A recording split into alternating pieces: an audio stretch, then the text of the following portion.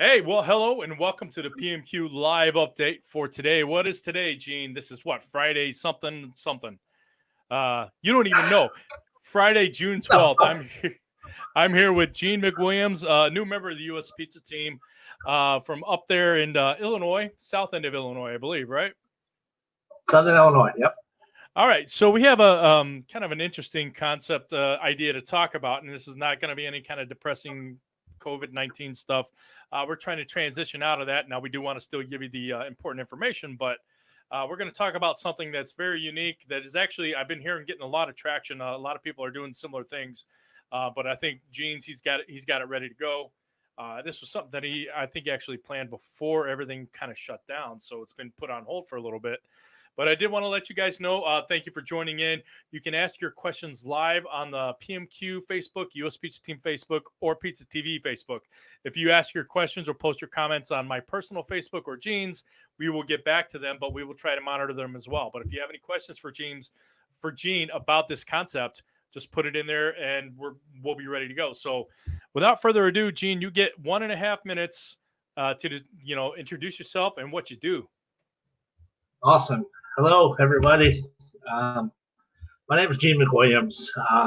We are putting in a ghost kitchen in Southern Illinois. So right before COVID hit, we were technically ready to sign a lease for a 4,000 square foot gastropub in Louisville, Kentucky. Then COVID hit, and we didn't sign it, thank God. Thought, what are we going to do? And I really started researching the ghost kitchens way back in 2019. But we decided, this is the way I think things are going. We can do it close to home for our pilots and our testing. So, yeah, we are in for permit. We've signed the lease. We should start construction in about 3 weeks, and we are putting in 3 individual concepts into one commercial kitchen, all delivery, takeout apps down in Effingham, Illinois. So it's exciting. We're gonna kick this off with this new venture and see how this goes.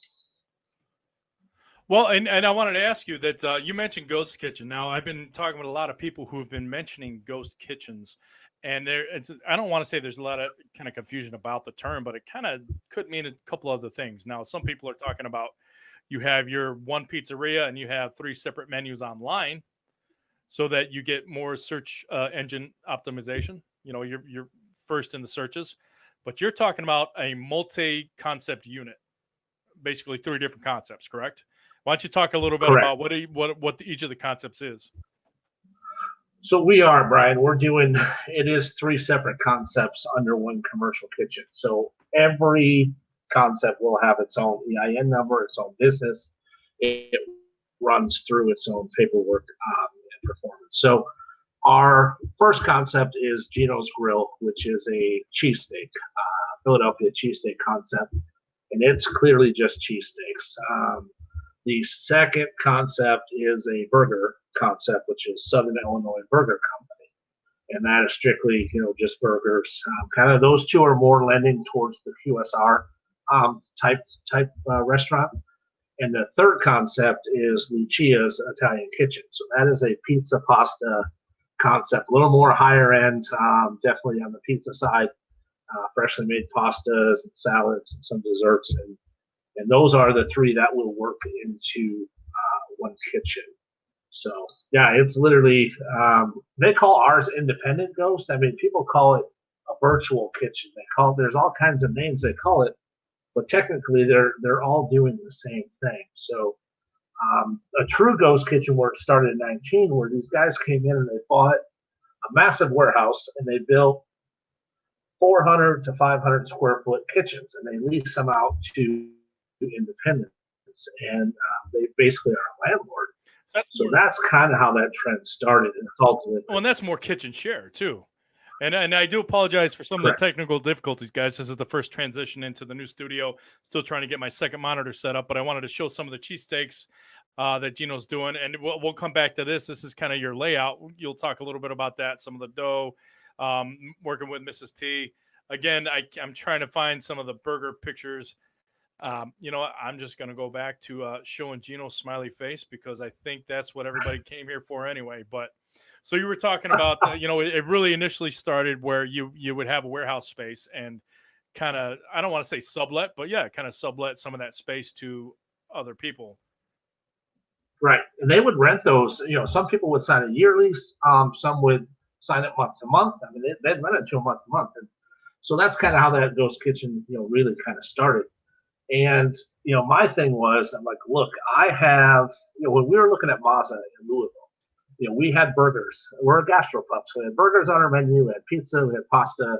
Cheesesteak was not on there. But so then I said, okay, how can I put this into one? And that's what kind of drove those three individual concepts to kind of break off. So yeah, it's definitely, you know, we own all three. You know, so Kitchens Unlimited is the holding company, and the three restaurants, you know, are definitely ours as well. Will I, you know, look at a fourth concept going in there? We will. About 6 months down the road, we're going to see what's trending, what we think will work, and we are prepping in our build to come in with a fourth concept about 6 months in. So we're excited about that. All right. Well, I mean, you kind of said that, you know, people were just kind of looking at this. You wanted to do, I think, more than you thought you could in one location. And that was the conscious decision to break it up into three different kind of units. Or, I mean, you had a grand idea of this. I want to have a restaurant that serves all this stuff. At what point did you say, I can't do that? I got to put it into three different units. And I mean, how did that come about? What was the first thing you had to do to figure out, I'm not going to open up one restaurant, but three different restaurants in one location? What was the first thing that you had to do to get that ball rolling? Well, once I decided on the ghost kitchen, I knew I had to break it up. So I'm a kind of guy that says, don't go to a Chinese restaurant and order, you know, Italian. It's one of those things that this is what we do. Let's specialize in it. Let's do it to the best we can. We know that we can make a great cheesesteak and a great burger, and we really wanted to focus on that too. Even though it's coming out of the same kitchen, that was one thing that led us. The second thing was, you know, the platform of having three being out there and the traffic that it drives in and the benefit that you would have through that three different restaurants of income coming through that. So, you know, everything about that, the rent is spread out over three restaurants, the gas bills, the utilities, you know, so there's a ton of cost advantage to having three versus one. I put one restaurant in and, you know, my gas bill is $2,000 a month or whatever that is. That's one business. Now I'm dividing that by three, and it makes it much, much easier for us to operate on a cost level. All right. And this is something that, again, I don't want to say you're the sole owner of this right now, but I mean, this is all under your one concept. So you're basically charging yourself rent three different times to make the holding company, Kitchens Unlimited, you know, make sure that they can pay the bills. Correct. So we come in with Kitchens Unlimited, and we put up, you know, all the financing and the, you know, the construction bill, the opening food cost, everything to get these up and running. And then we will charge our restaurants back a monthly lease. And on top of that, we are also, I mean, technically, I don't know if it's a franchise deal, you know, how that actually runs, but we are going to take a percentage of royalty from each individual back to, you know, Kitchens Unlimited. You know, we won't hamstring the business by no means. That's not our goal. Our goal is to, you know, make the three restaurants profitable, not Kitchens Unlimited is so much, you know. I mean, it would be kind of closer, approximated to, like, I don't want to say like a commissary, or not even a non-for-profit, but I mean, mostly a lot of times I've seen commissaries put in where they just make the money back, but they sell all the money or all the products to the individual restaurants for that one business. Now, obviously, you're trying to say that Kitchens Unlimited needs to actually make a profit as well. You want all four concepts to make a profit. So that's kind of the difference between a commissary versus what you're doing right now. Is there anything in particular, I mean, that you need to do to make sure that happens? I know if you're doing a commissary and it's just, you know, being that cost, that's a lot easier to kind of figure out. This is how much it costs. This is how much I charge you. Were there any special steps that you had to go through, or, you know, any hoops you had to jump through to allow everyone to be? Well, I was going to say to allow No, every not single really. one I to mean, make money. So, all right, go ahead. yeah. So we sat down with our accountant and said, okay, how do we structure this and what do we do? And that was the key. Set up each one as an individual company, run our costs where our expenses will be, and basically we can cut that by thirds. Is kind of the way we look at it now. As we see the volumes, let's say Lucia's volume is 8% or 10% higher than Geno. So at that point, we're going to have to adjust some numbers and make that pay accordingly. So once we get open and we get our doors and we get through the rush and things start to settle down, we can really hone into the numbers and allocate true accurate cost numbers and profit numbers for each. So and down the road, I mean, we're looking Champagne, we're looking Bloomington Normal. We think this is something that within a year we can have another one open, possibly two. So we want these businesses to be successful and make money. As we grow and grow that brand, we don't want them to just skate by and then the holding company making all the money. So definitely, we're looking for the businesses to thrive on this one. Well, I mean, that's great. It's so, and I have this, and I'm going to try to figure out exactly how to put it back up there without freaking everybody out on the screen. But how did you kind of decide on the size of what you were going to do? I think you already had the idea of how many concepts you wanted. And then I do have another question too about the size and growth past that. But so you've decided, hey, look, I want to sell all this stuff, but it's not good for one restaurant. It's going to be three different things. What kind of footprint did you assign to everyone? Is there like a separate kitchen for everyone, or is it all a shared kitchen? Is there a shared, pass-through window? How's that work? It is all one kitchen. It's everything functions from one. So you call it a shared kitchen. But the way I went in was to design the menu. I mean, like any restaurant, you would design your menu and then know what equipment you're going to need to cook that menu. You don't ever design the restaurant first and then the menu second. So we knew cheesesteaks and we knew burgers. So right away, I knew I needed a 5-foot flat top grill because our burgers are cooked on a flat top, cheesesteaks are on the same piece of equipment. So we designed it to where the burger company and the cheesesteak company can cook off of one half of the kitchen, and then Lucia's would be the right half on the Italian side. So, and once I wanted to stay as small as I could for cost reasons and rent square foot and so on. So we ended up settling with 850 square feet is our interior of that restaurant. Our walk-ins are actually outside of our space. So technically I do pay rent for that footage, but operating is 850 square feet is all that is. And I'm not sure. I need to flip back over to make sure everybody. Okay, it looks like everybody can see that real quick. But so that's your cook line right there, and the kitchen in the back of the house. Correct. And this is a great design. Kudos to whoever designed that. I know I can't remember her name. And so over here, if you can see the mouse, this is you've got a Roto Deck pizza oven, right? Yep. Orthoning right there. That's the pizza, the oven, the mixer, kind of your slap table, everything, and your dough is in that corner on your bakery side. And we also are baking our own Philly bread. Our Philly bread is the same flour as our pizza dough. Not the same recipe, the same flour. Well, and you said that, honestly, and I know, I'm sorry, this is a very confusing picture, guys, but we'll just go back here that like at number 12 right here, you're missing another table. This is where the pizzas come out of the oven right here. Right. And then they come over here. And then at number 7, that's where the pass-through counter is. Now, this is another thing that I wanted to talk about. I mentioned to you yesterday is that this entry vestibule, now that's the only access that your customers have to come to all 3 of these restaurants. Correct. And that's what were you saying? It's like you said 6 by 6. It's obviously not square, but no, it's about 10 by 6, or 10 by 8 roughly. Okay. And that's not concerning me because we are delivery and online ordering is going to be what we think 90% of our sales will be. Most ghost kitchens do not even offer takeout. So the only reason we have takeout in this location is because the location that we're in the town is kind of that older southern farm town that you don't want to eliminate somebody like your mom or your grandma says, well, I want a cheeseburger, but she's not going to order it from her phone. She wants to pick up her phone and say, can I get a burger?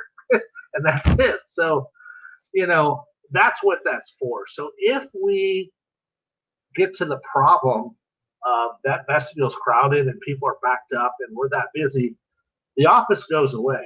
And that becomes the whole vestibule. Okay. And I'm inside of a warehouse that I have plenty of square foot to put the office in outside of this building. Maybe, yeah, right at the back. Yeah. Well, that was my concern, is that it sounded like it was kind of a very small area. And, my concern and or joy for you is that all three of these concepts, man, they take off. And you just underestimated how much crowd you would have coming in at one time, because all the rushes for three different concepts are probably going to be around the same time. Dinner time, lunchtime, what have you. So, I mean, I like that you've already thought ahead and said, hey, if I got to sacrifice the office, which the office seems huge. That's nice. It's bigger than what I got. I'm just, if you guys want to say, that drawing looks much bigger. That's what I got. My home office is a lot larger, but it's okay. I did miss, the human contact back here, but you've already got a plan for. I like how you said, well, it's like, if we have to tear down that wall and that becomes, a 20-by-6 vestibule, that's great. Right. So, well, that kind of brought me to another question that I did have, is that you kept saying that, if I have to move that office, I'm already running my freezer space and it's from the outside. And then you said, if I have to get move my office, it's going to be from the outside as well. Are you talking about, I'm trying to show the screen here. I apologize, guys. I'm not sure if everybody can see it. No, I removed it. Here we go. So what you're talking about is, you rent all this space. This is what your rental agreement is. You did actually have to rent the cooler space and the freezer in the back. You would maybe move your office back here, but I was talking about growth. You had mentioned something about maybe people wanting to come in and to possibly a kitchen share, which they wouldn't be part of your ghost kitchen, but they would have real estate on your floor, maybe to put in their own fixtures. Is that something that people should look for if they're trying to start this? Because I mean, at that point, are they responsible for setting up all the fixtures, the hood vents and things like that? Or is that something that you would take care of and pass on through the rent? I mean, what's kind of the best avenue of, going forward for somebody trying to grow a ghost kitchen or, / kitchen share? Yeah. So it's funny you say that, is that we have already been contacted by someone out of St. Louis that wants to come into this ghost kitchen. Okay. First of all, if we ever decide to let somebody into this actual building where we are, it cannot conflict with any of our concepts at what we're doing. That's number one. Kind of a non-compete clause or something like that. Yeah, I mean, we're still pushing food, whether it's pizza or cheesesteaks or burgers or pasta or salads. I'm not going to let a guy come in and put a hot dog stand in there, or it just doesn't make sense. Now, if you want, a bakery or coffee or ice cream, something along those lines, it's worth listening to. But we have decided right now. Now we have the space to keep going with these if we want to inside this warehouse. We're going to hold off until we even entertain that idea any further, until we're open and have our feet on the ground and really have our system down to what we want. I don't want to have to worry about somebody else and me building out another space, and which we would build it for them. We'd ask what they would need. We would build it and charge them rent. But I just don't see in the area I'm in now somebody going to pay the rent what I think it's worth at that point versus where we are now. You're in Chicago or New York or LA, it's a big difference. But where we are, I don't know that they're going to want to pay what I'm going to charge them to work next to me. Well, I mean, okay, so maybe they don't want to pay what you would charge them, but would you, rent the space? If you had that space, would that make sense to rent the space out as far as, I guess because you're still renting space too. So, maybe it doesn't make sense. So you would have to rent the space and then charge them more. Yeah, I would want it under our Kitchens Unlimited platform, right? So you're getting shared power, you're getting shared gas, you're getting things of that nature. You're getting the delivery system, the marketing and everything through our in-house, our website, because our website is being developed now. So you'll go to Kitchens Unlimited, and it'll say our restaurant partners, and it'll show Geno's Grill and all three concepts. Now, if I had a fourth, that drops into that concept. So there's a lot more involved than other than just saying, here's a space to rent. Well, and that's like kind of that saving grace right there too, is that, like you said, it's the benefit of the, you're managing, you're the landlord. They don't have to worry about that stuff. They just have to deal with you. But you're also giving them the power of the advertising, the promotion, and all that stuff through Kitchens Unlimited. So, Right. they already get pulled into that umbrella. So 50% of the work is done for them, honestly. Right. And they've already got Where's that value? That's what we don't know yet. Right. We don't know the value of that yet. So for me to let somebody in now would be, I'd say, okay, let's get open and let's figure out what this value really is and what's it worth, and make sure that we get our three concepts running like a top engine before we have to worry about that fourth. Yeah, no, absolutely. I mean, that definitely makes sense. Test the ground, see what's happening. But I mean, and another benefit that they have is that they've already got three other concepts, on maybe different degrees of success, but you're pulling in people, and somebody shows up and says, "Oh crap, there's ice cream too. Give me two of those." Right. It's one of those things where yeah, I'll take two of those and a gelato and the cannoli. No, leave the gun, take the cannoli. Sorry, that's a Godfather reference. But I did want to ask you, I was talking with you the other day, and I was just saying that why now? You had started this again. If the ball was already rolling before everything went on pause. What was it? Early March, something like that. Correct. But I mean, why did you decide? I mean, nothing's really been decided yet. Some people are opening up, some are not. Why now? I mean, is there any benefit to actually moving now and getting things? Yeah, rolling? So like I said, we literally were full steam ahead on the gastropub, and that's where our plan was going. We didn't sign, and it was more of, okay, now what do we do? Where is this going? And we sat back and said, let's see what happens, and let's see what's going to happen here. And as it tightened up through COVID, I mean, ghost kitchens have been around for a few years, and they're taking steam. The delivery industry is growing like crazy. I mean, the third-party delivery apps, Uber Eats, DoorDash, all that, everybody's using them. The independent guys, we don't like them very as far as their fees and certain things. Now, we will have our own delivery team, and we'll use those third-party apps, but we will not rely on those apps. Oh, and I'm glad you said that, because I was actually writing that down. That was going to be my next question. So you're going to have your own in-house team, and you'll facilitate those other third-party apps. But I mean, it's not by far. It's not going to be what you use the most. So, I mean, what do you recommend, having in-house or just utilizing third-party? No, I would recommend having in-house. Depending on now, the third party is going to give you that huge exposure, right? As you get out there, let's take DoorDash for instance. DoorDash in Effingham, where we're going, has 9 restaurants on DoorDash. That's it. Mm-hmm. 9. I'm coming in with 3 out of the 9 that are being added on, and we have 3.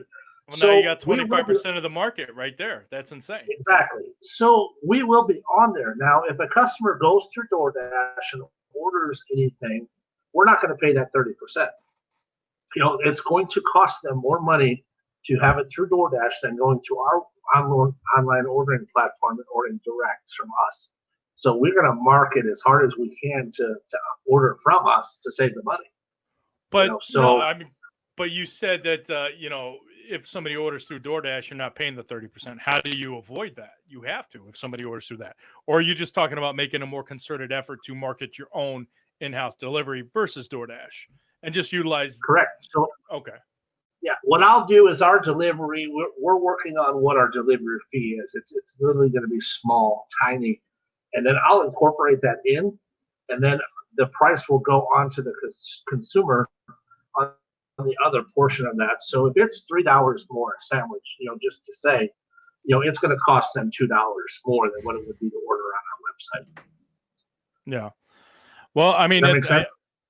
Yeah, no, and I actually, I like the forward thinking on all of this is that, you have to be ready for it. You can't just come in there, have a concept, say yes, and then say, now what?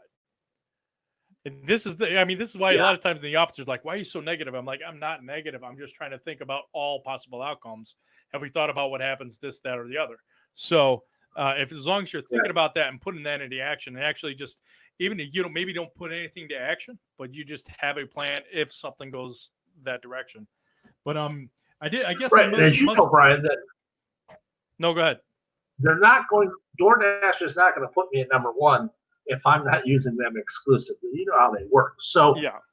um, but when there's only 9 on there and I'm coming in with 3 new ones, you're going to be seen. I don't need to be number one. And so that, if we, like I said, we're in a bigger city, we'd have to adjust differently in how this goes. But as we grow the concept, that could change, and we'll have to see. But as of now, we're going to try not to rely on them for our customers and our sales. No, absolutely. I mean, just utilize the tools that the market gives you, that the industry gives you, as best you can until they work against you. So just be educated about everything that you're doing, whether you need to do in-house or whether you can make it work with only third parties. Every establishment is different. So nothing is going to work for everybody across the board, which actually kind of makes me want to ask you again about, I know we kind of spoke about this, but I completely forgot, but that there has been a huge pivot from what you were trying to do. You wanted to initially do a gastropub at the very beginning, and then everything went on pause, and you were like this close to signing that lease from what I remember. Right.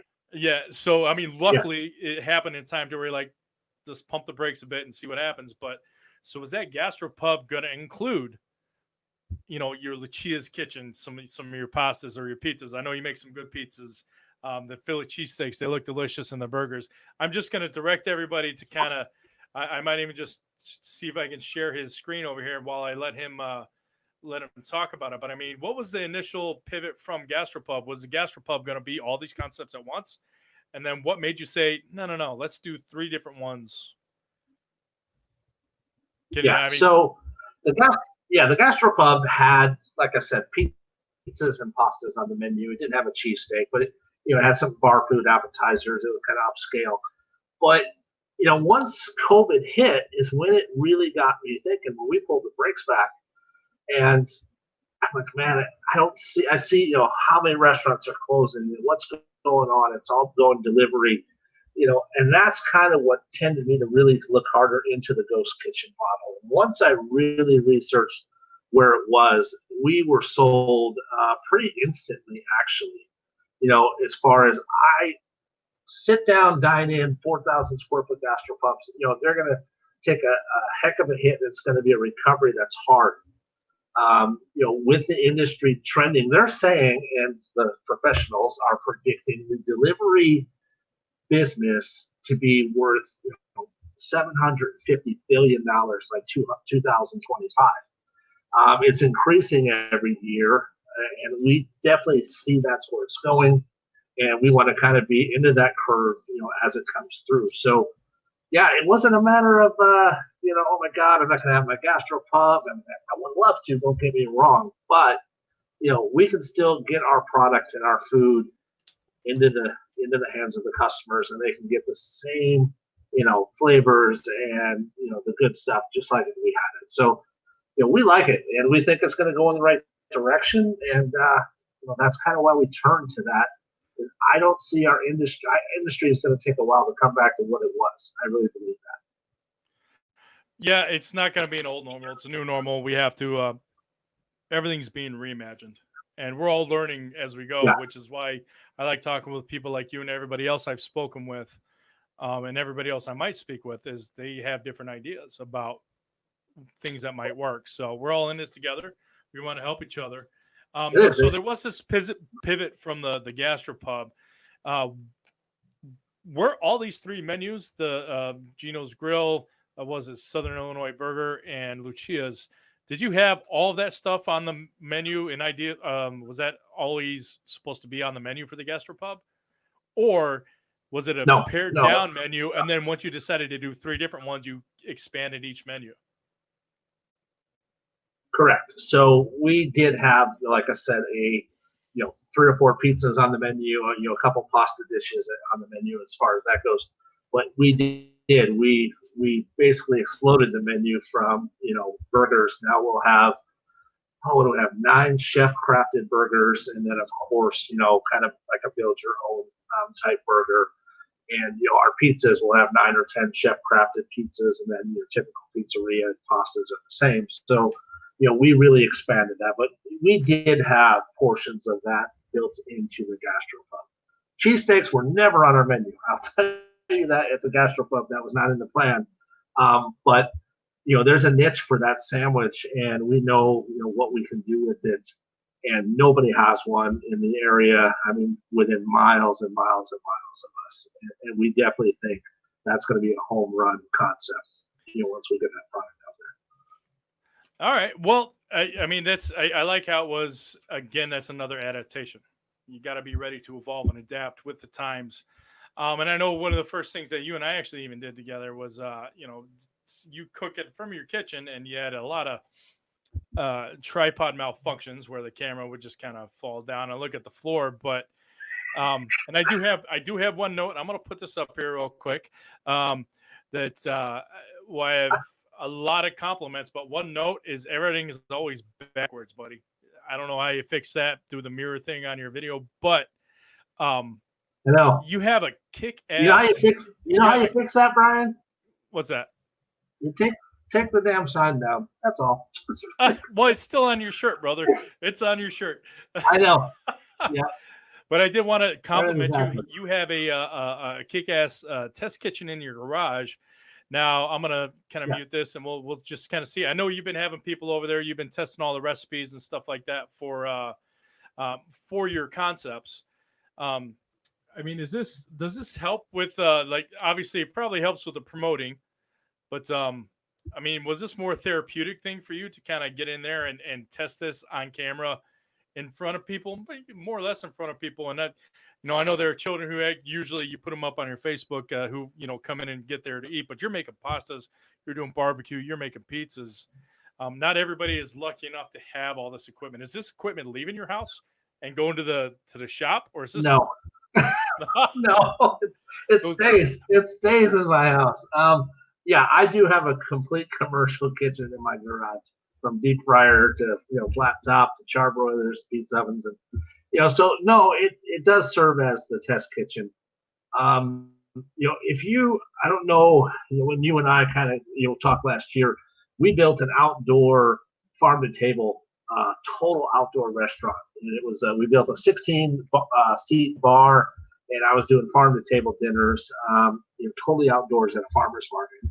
And a lot of this equipment was there, and I relocated it to my garage, and we opened up the test kitchen there. So everything I've been working on has been through there. A lot of the stuff that I do isn't even, that we're testing. It's just, we'll cook dinner out there, or we'll, something different. But, we're always cooking something in that garage. Has there ever been anything that you put up there and said, this is going to be on the menu, and people said, no, Gene, just don't? I mean, do you take people's comments seriously there? I mean, even on the other end, it's like you did something like you were saying just for fun, that people are like, you got to put it on the menu. I mean, this seems like a good promotional tool for anybody doing any kind of restaurant, regardless of ghost kitchen or not. How seriously do you take the comments and stuff from this, or is this just a way that you kind of blow off steam and have some fun? It's both. We did our cheesesteaks on here, and we've done, things like that, that are on the menus. I made a burger in that garage one day that is not the burger that's on our menu. It's the burger of what I had in my house, and I called it the quarantine burger. But so yeah, we kind of take it seriously, and there's a lot of things. We did a crazy Thai dish out of ramen noodle packets that the grandkids had in the closet. So those aren't going on our menu, but yeah, we like it, and it's awesome as far as testing product, and then just for having fun too. Well, and again, it's not everybody's going to be able to have such a unique setup. I am extremely jealous. I've seen a lot of units that I've used before, but they are not at my house. So, I mean, what do you think the power of? You're coming in right now. You have to create a market for yourself. What do you think the power of doing things like this? Facebook or YouTube. I mean, what do you think is the best avenue of kind of free advertising, the most powerful avenue of free advertising that you can get right now. What are you using, I should say? Yeah, I mean, we're using Facebook. We just signed with the digital marketing company for the ghost kitchens, and we're in process of building the websites. And not only are we going to build that, they're also going to work with me to try to build the Chef Geno McWilliams brand as well, to kind of come up with this. So our YouTube presence is going to get much larger. We'll be able to shoot different videos in the test kitchen at the house. We'll be able to shoot them in the real kitchen over at the ghost kitchen, and we're going to try to get as much video content as we can through our websites, through that. So we want to kind of build the brands together, through that. So, from last year to this year, it's really taken a big jump with us, out in Jamaica with Miss T, developing her menus and things like that. So working with, our manager, Amanda, has been great. So yeah, we're going to build both brands at the same time. But yeah, to have that is huge.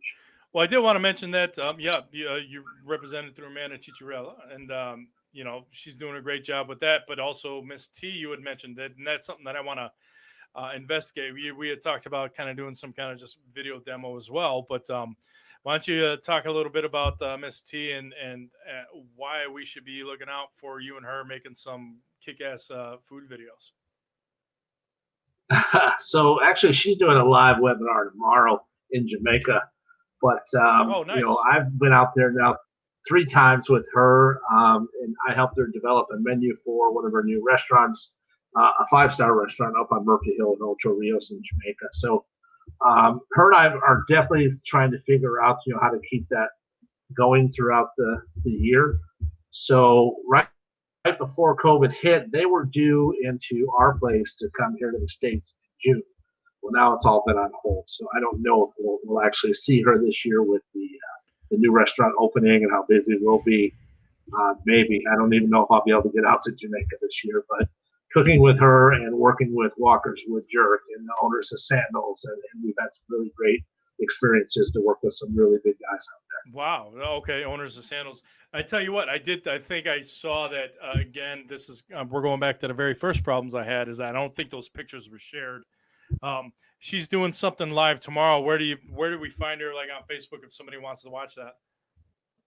Miss T's Kitchen is what it is on Facebook, and I forget she's got one on Instagram and one on Facebook, but she's put a post on her Miss T's Kitchen on her Facebook to show it. But she's doing some authentic Jamaican cooking with a pretty high-end influencer out there in Kingston. So I want to say this influencer has like, umpteen thousand followers. So okay. She's on a live webinar. Well, I put it out there. I wanted to let if it people can't find it from there. I want to encourage you after the fact to go in there and actually write the link into the PMQ Facebook page so people can find it. It'd be great. And, I was excited when you brought that up to me. So we want to kind of move forward with that as well. I'm sorry we couldn't show the pictures. Again, some technical difficulties today. I'm just back in this office. So, but Gene, I do appreciate what you're doing here. You have just recently joined the USPT team, and you've already contributed a lot. I know you've been talking with some of our members, some of our established members about what you're doing. There's a lot of interest in it right now.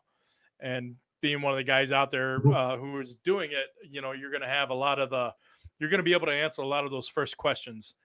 You know what I mean? Where it's like, well, yeah, we're going over the dam first in our boat. Yeah, exactly. Yeah, you're the guy laying on the barbed wire fence with the jacket. I get it. Yeah. So, yes. I definitely appreciate that. What's like one thing? Well, I got a couple more questions, but and again, I did want to let anybody know on PMQ Facebook, PizzaTV, or US Pizza Team to ask your questions here. If they're on my personal Facebook or Gene's, we'll get back to them and we'll answer your questions. But what is one of the first things somebody should think about if they're trying to open up a multi-concept unit or ghost kitchen? Let's just call it a ghost kitchen at this point. Well, ghost kitchen is, one, you need to have a concept. You need to, if you have an existing concept, where can you find it? It's in the unpopular location. So you don't need downtown. You don't need traffic counts.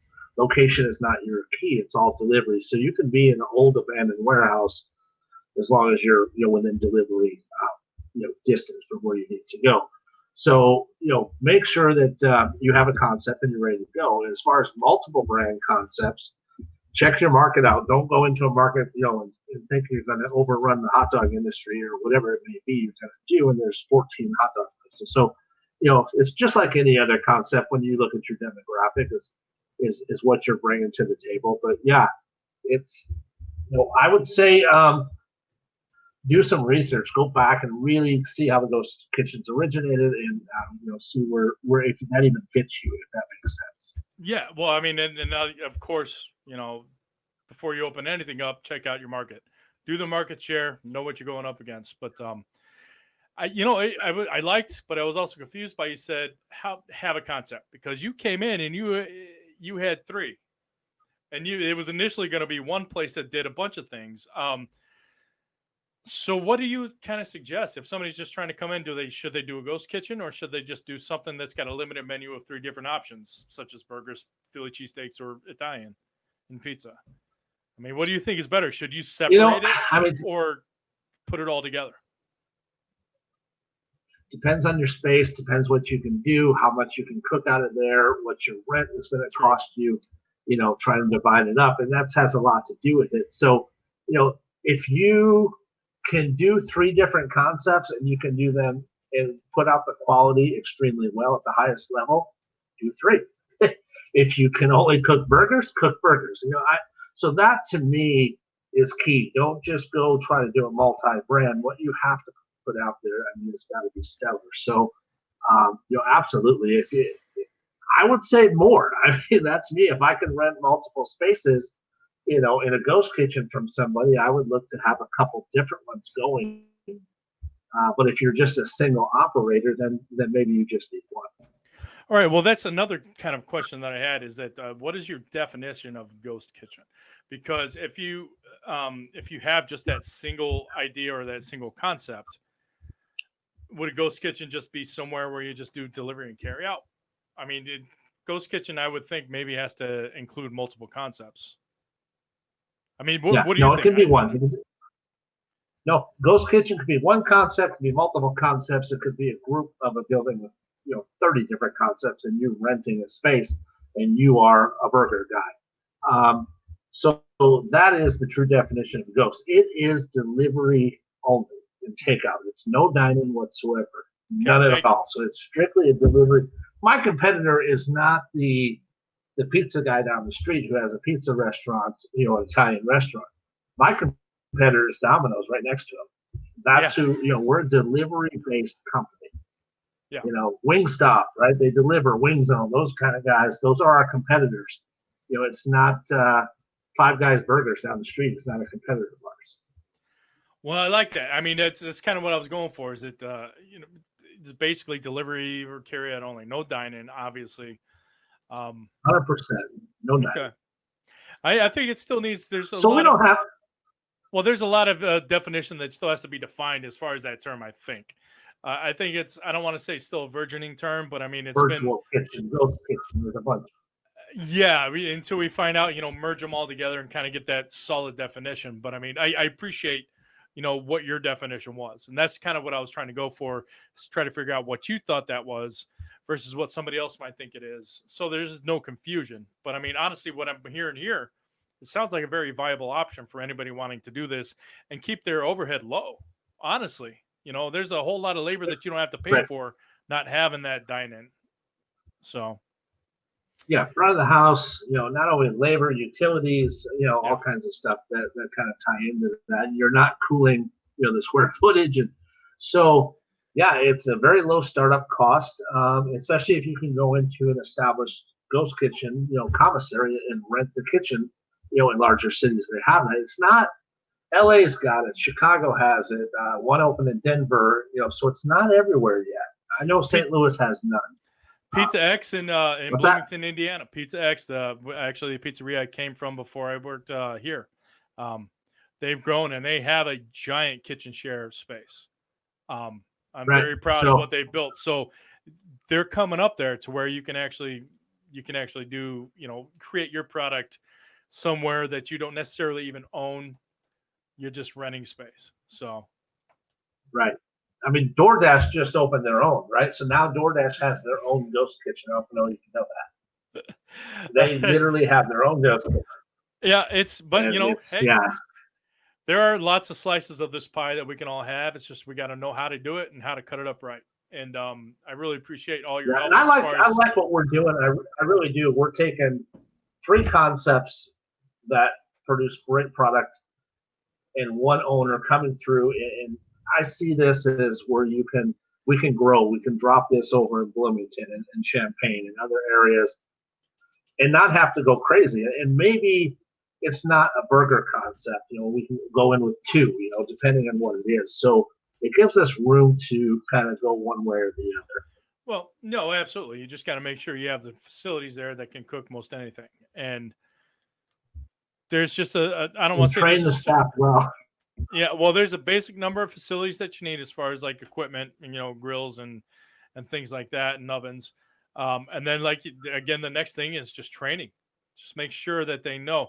Now, there are other concepts that they just have certain staff dedicated to that certain concept. Somebody owns 3 things. Somebody's doing sushi, somebody's doing salads, and somebody's doing bread rolls. They have just the certain people right for that. I mean, would you cite on a dedicated staff for each concept, or would you rather cross-train everybody across the board? I mean, what do you think is better? I know you're cross-training, but I mean, just in the long run, why do you think that's a better option? Well, I think it minimizes your guys in the kitchen. So if you got a guy doing sushi and he's the only one that knows how to make it, if he gets in a bind, nobody can really help him. But so ours is cross-training, and the reason why is we set up Geno's in the burger place to have one menu item. It's burgers and cheesesteaks. That's it. Lucia's a little different story. That's a lot more involved on the pizza and the pasta and kind of the nicer Italian side. But it is a very simple process to run those other 2. So I think you can train them very easily. It's like having 2 extra menu items on the Italian side is what we have. So I mean, it's the redundancy in case somebody gets overwhelmed, and I mean, especially if you own all 3 concepts. Right, and you want everybody to, you want people to know how to make dough. You want people to know how to make your sauces, and you can't just rely on that. So if somebody calls in sick and says, "Oh, I need dough made," Johnny, let's go, man. We need, they know how to do it. So that's key, because how many times, I can't get to work today. I'm going to get my dough made, right? So, no, I know it was a silly question, but I have to ask those silly questions. But yes, building as much redundancy and cross-train as many people as you can. That would be my suggestion too. I agree. Triple, quadruple redundancy. Everybody knows everybody's job. So, absolutely. All right, Geno, if we're short a driver, they can drive. Yeah. Hey, I'll take it. Boom. Yeah. So, Yeah, no, it's definitely something that, it's one of the pizzerias that I was running was very small. I think our staff was 7 to 10 people max at one time. Obviously not working all at one time, but somebody calls in, right. you're screwed. You're screwed. And so you got to make sure that everybody can cover several different places, maybe 2 at a time. And I had a really good staff, and I don't know if they're watching or not, but I appreciate everybody at the Bedford Pizza X. You guys pulled your weight and then some. So we awesome. we got a pizza on the menu for Pizza X up there. It's a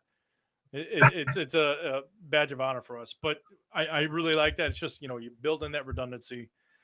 Well, we're trying to build the staff now. We're just starting that process and trying to figure out how many staff we're going to need. And that's where we're working through now, because we are opening 3 brand new concepts, and we could get hammered by all 3, boom, just a rush with all 3.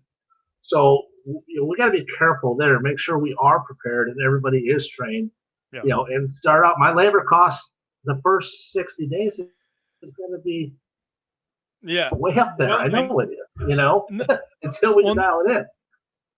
Yeah, and I mean, as far as even you're talking about the redundancy and just having several different concepts, I mean, how many people do you decide to hire for each one, and how cross-trained do they have to be? I mean, at a certain point, at the beginning you might overhire, and through We will. fruition, it's um, people are going to leave. They're not, but then you find out who's quality and who knows the stuff and who can actually go back and Right. forth. But I mean, it's as far as, do you want to have a little bit of extra help on hand? Maybe some people that you say, hey, look, I can only give you 25% of the hours, being maybe what, 5-10 hours a week, but just kind of be available just in case some of the people don't show up, just because you're trying to, the main thing about this model is that you can keep your labor down, is what I was hearing earlier. So if you cross train everybody on this stuff, you're not having to pay that much labor. But again, you could get put into a lot of binds if one person gets sick through no fault of their own. They're sick, but that could Right. throw things in there. Do you want Right. to have a little bit of backup? Somebody, some young high school people, or early college kids just only want to work 5 to 10 hours a week. And that's where the cross training is huge, because you now cross train other people. If somebody calls in sick, well, this guy can come over, or this girl can fill in on the line and cook, for Geno's, or vice versa. And then if you have to bring that high schooler in, or that, maybe that's on the bagging side, or the delivery side, or working with, the kitchen manager. And we see ours running, Brian. It's kind of crazy, but not like a typical QSR type style. I'm going to have a KM or a head chef guy who's the engine. He's steering this whole thing, right there on the other side of the pass, with the bagging and this and the cook. So, we definitely think we'll be busy enough that we can support a kitchen manager that is the conductor of the entire kitchen. Well, just like a regular dinner server. Well, yeah, absolutely. And I like, as kind of the idea I got there was like kitchen triage, is that you're going to move the people who are cross trained and you can depend upon, and then you call in some of these part timers just to do the smaller jobs that don't need a lot of cross training, like you said, folding boxes, doing bags, just plating things or something like that. Kitchen manager for sure. I mean, that's another thing I wanted to ask. And I really wish I would have got to this earlier. I hope some people are going to see this, because we're pushing on an hour, but I'm really fascinated by the subject. But expediter, you have 3 different concepts. Is there one expediter for the whole room? Because basically you have one pass-through window where all your customers are coming. So is there one expediter yelling at all 3 kitchens saying, I need this, this, and this, and then passing the orders to the front counter staff? Or, I mean, how are you going to manage that? Where the customers are way out here on the front, they pick up, right? So our expediter is literally on the line, facing the line right there. Our work tables overhead pass through. So yes, one orchestrator will orchestrate that kitchen just like a head chef would. So if we're too busy that I need 2, or they need to bring somebody in for help on the expediting, then that's a good thing.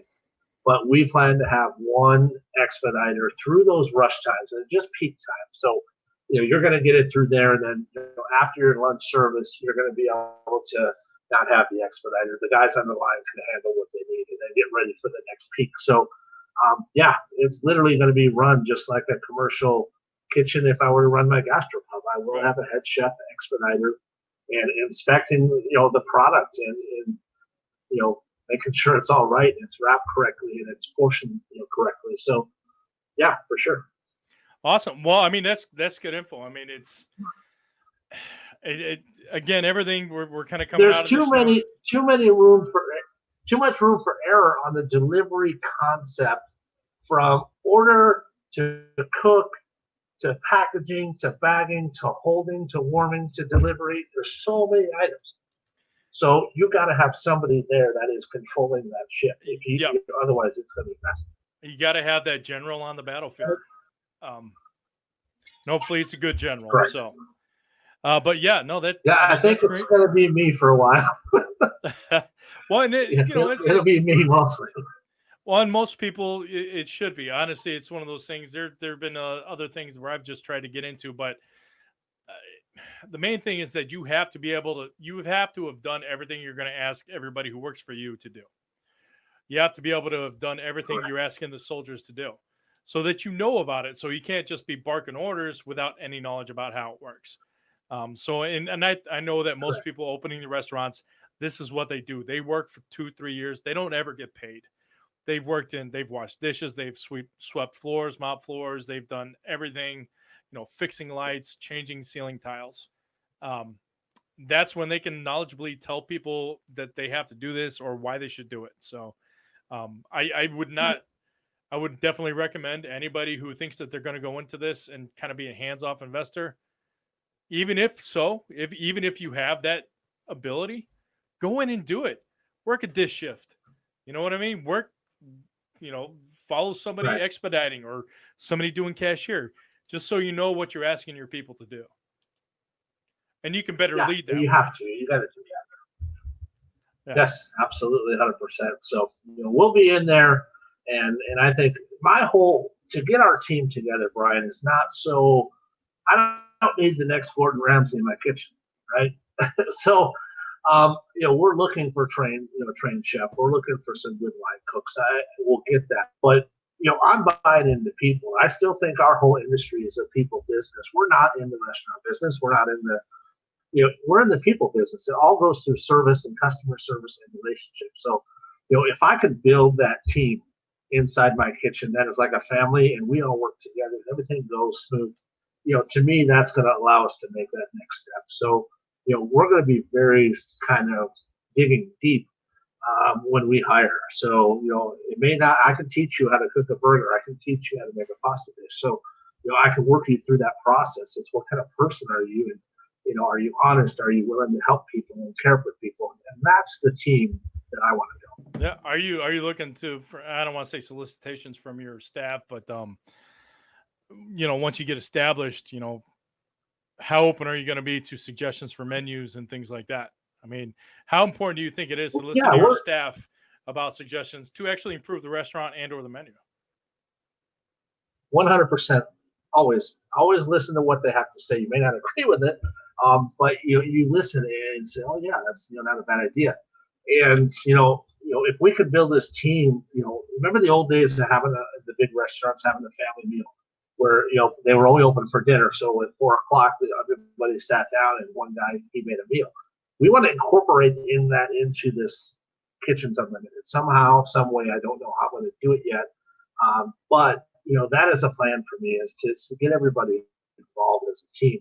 And that's one of the ways I think we could do that is somehow get a family meal to where we can sit down as a team and do this. I don't know how that works, but we're going to see. But no, I absolutely and our menu will change with especially the Lucia with the season. So if I got fresh produce in season, or I have this or that, our pizzas will change. The chef-driven pizzas with the season. Oh, very nice. Yeah, well, that was going to be a separate show and a separate conversation, just about seasonality and stuff. Well, especially on the Italian side, when you get your fresh herbs and your, Right. vegetables and things like Pastas. that. Yeah, absolutely. So we'll definitely have you back. But I mean, I definitely like the idea of the staff family meal. I've seen that so many times, and I really think that works because it brings everybody together. It's that camaraderie.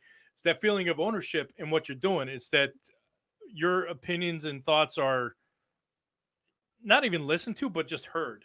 You know what I mean? And Yeah, who absolutely. knows? I mean, And I like want I to. said, when we got that pizza on the menu, I was ecstatic. And well, it didn't even actually happen for 3 years. I got a call 3 years later after working here, and they're like, "Can we put it on the menu?" I'm like, "Sure, name it after me." They There you didn't, go. but It's huge. And I want to give yeah. you one more, Brian. That one key thing that we haven't talked about yet. So in Effingham, Illinois, they have, or in the state of Illinois, the food stamps is called SNAP. Okay, Mhm. so you cannot somebody who is on SNAP cannot buy a pre-cooked deal from a restaurant. They can't order online and order a burger or cheesesteak that's already cooked. However, they can order a take and make. So if we prepare a lasagna that they take home and they bake in their oven, that we can accept a SNAP, food stamp for. So Lucia's will have a whole separate line of take and make, for that reason too, because we want to get them the flavor and give them the option to have that as well. So we will have a take and make line, whether it's not the pizza but mostly pastas on the Lucia side. So we're kind of excited about that, and honestly, it's it's a stream of revenue that you typically would not see in your business. No, well, I mean, yeah, I never actually even thought about that. I'm used to living in college towns, and they have something similar, but it's for college kids, where the parents kind of fund their cards. But I never Right. thought about the fact that, yeah, you can't buy anything pre-made. They don't want them going, to McDonald's, Burger King, and all that stuff. So it's kind of, I don't want to Right. say it's a way around it, but it's a way to get them some good food that they still have to make. I mean, you can get a large pizza for about the same thing almost it costs sometimes for like one of the meals at a fast food restaurant. I mean, it's damn Right. close. So it would be, It's yeah, and it's gonna yeah. feed So three like I times said, the it'd be a community. take and make. Yeah. So that's something we're working on. We're running those through our test kitchen now, Well, and what it's those items are going to be. But I think, well, no, that's great. Was there any kind of special hoops you had to jump through to make sure that you can do those take and bakes, or like you said, that as long as that it's not pre-made, it's okay? I mean, how do you yeah, how do you set up went your through the shop? state of Well, I was going to say, how do you set up your shop to accept that? go through the department or the USDA through the state of Illinois, and that's who administers that. So we've already been in contact with them. We have a form that we filled out online, and we got to go through the approval process. So they have to look at our menu. Certain portions of your menu, so much has to be taken make in order for you to qualify to accept it. Like Oh, Papa wow. Murphy's, it's all taken make. So, yeah, they take you know all the SNAP food stamps. You can get those to Papa Murphy, but their entire menu, 100% is taken make. So ours, I think it's 40% in the state of Illinois. 40% of my menu you have to be able to bake at home. Well, no, I mean, that's a great tip So right we're really, there. Yeah, you got to be at least yeah, 40% take and bake, or have 40% of your menu options be able to be take and bake. correct. And that's just So Illinois. I don't think that's just Illinois. Now it could be different in a different state. I don't know what that is. So, but we're definitely working towards that to see if we can make that. That's great too, because everybody needs food. Everybody deserves pizza. Man, everybody deserves burgers. I'm just going to say it. But Gene, I do appreciate your time. I Right? appreciate everybody sticking around and watching all your questions and comments. Can you just one positive affirmation for the industry right now? I know you had a speed bump early on, but you're going strong right now, and I mean that makes me so proud that I'm seeing what you're doing, and it's kind of that strength in the Well, industry thank you. that kind of leads us. What advice do you have for others maybe going through the same thing as you?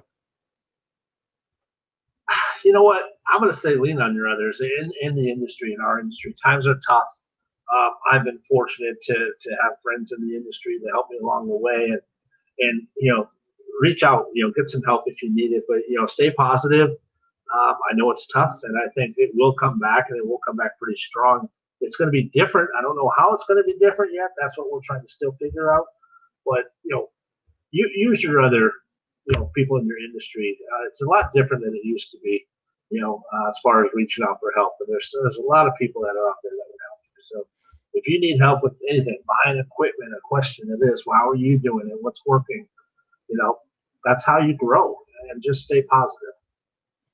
Well, if people want to reach out to you, what's the best way? I would assume just kind of a message through Facebook.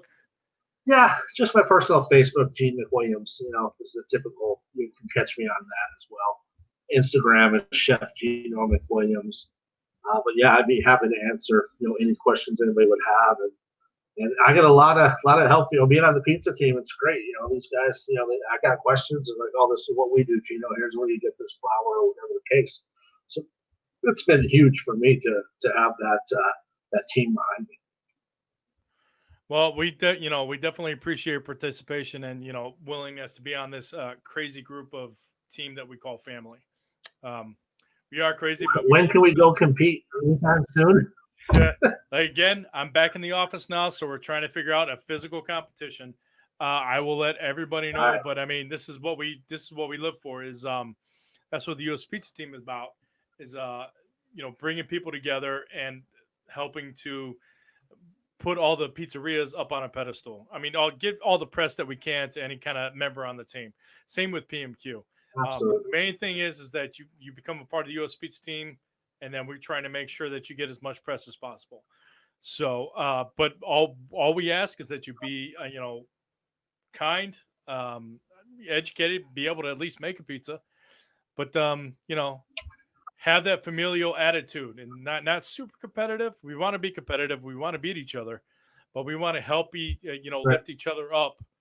Here's the best way I can describe it is that there are times where all our members. I mean, I've literally given my jacket to somebody who was going to compete because they lost theirs through Italy, through the airlines, or somebody stole our basil in Italy. So one of our team members, I don't know who it was, might have been the captain, Michael, went and got some basil from somebody else.